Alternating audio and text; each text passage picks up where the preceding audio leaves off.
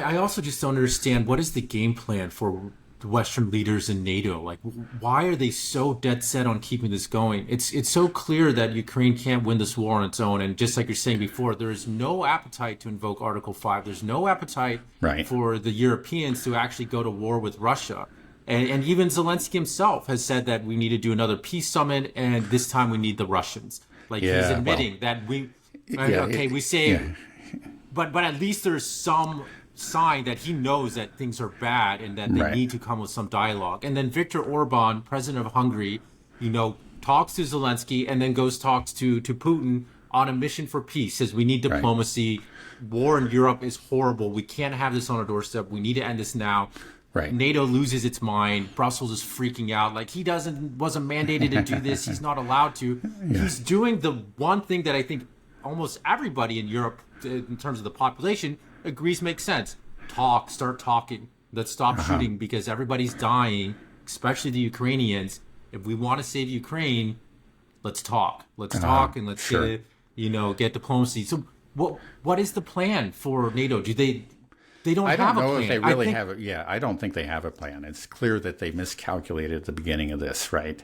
They thought, again, they were going to cause the collapse of the Russian government, and it's just is so far from true. So now they're stuck with it, and they're just in panic mode, and they can't think clearly. You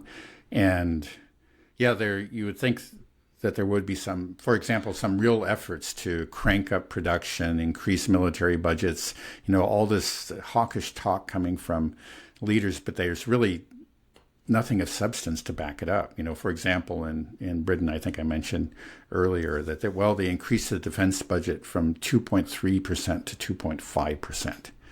If you really think you're on, the doorstep of World War III, is that what you do?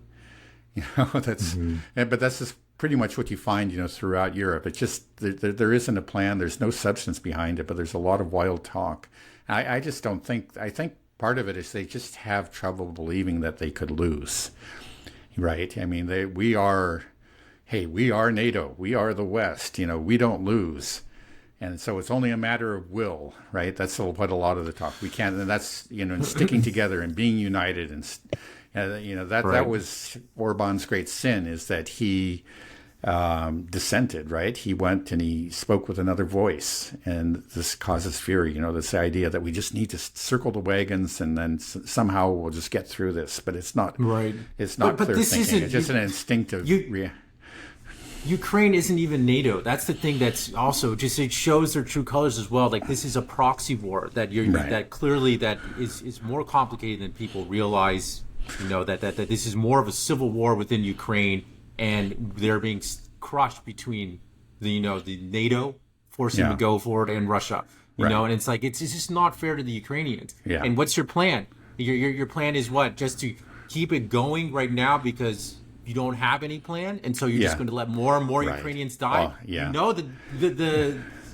There's no other solution here other than for Ukraine to lose, engage diplomacy, or let more Ukrainians die and more territory be lost. It's like this isn't. It shouldn't be difficult to come to this conclusion. Yeah. And also, it seems like if a politician does come to this conclusion and makes these moves, he's going to get popular support.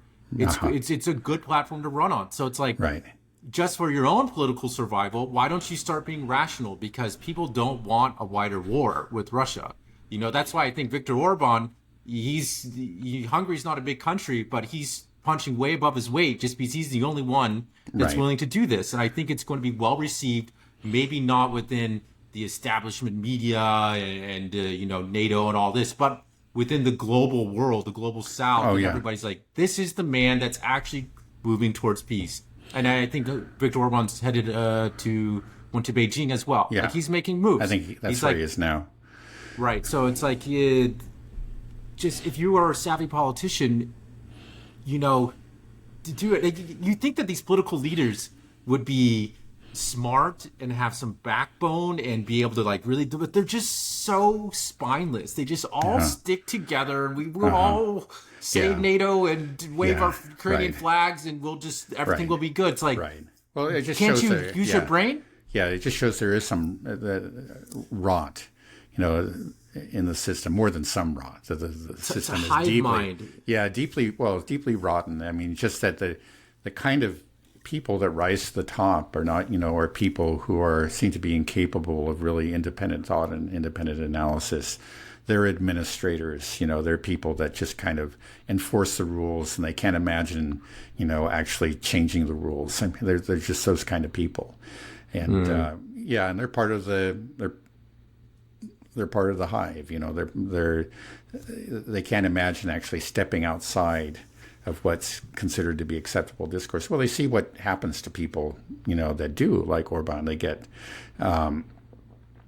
they're excoriated, or we can talk about this later, what happened to Le Pen or something, because it's just the whole establishment, even if the popular support is there, it's just the establishment has a lot of power, and it will go after you. You're just like it's like an immune system kicking into overdrive to drive out some sort of pathogen. They regard you as a pathogen if you actually venture out from the carefully defined, limited scope of discourse. Right, but you're also rewarded if you do, because but you have resonate. to be right. You have to be a brave kind of person with a spine, and that's just not the kind of people that we have. I mean, that's just clear. I wonder about that too. But it's clear that we just don't have those kind of people at the top. That they're weeded out. There seems to be a system that just weeds out those kind of people early on, and we end up with these spineless administrators. That's all we have in the West. Politicians are just so gross. Schultz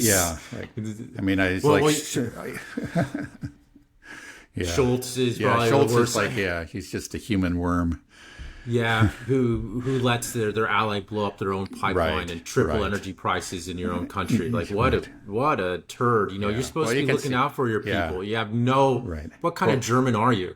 Yeah. You see, there was recently a poll that came out that showed that 0%, not 1%, but 0% of Germans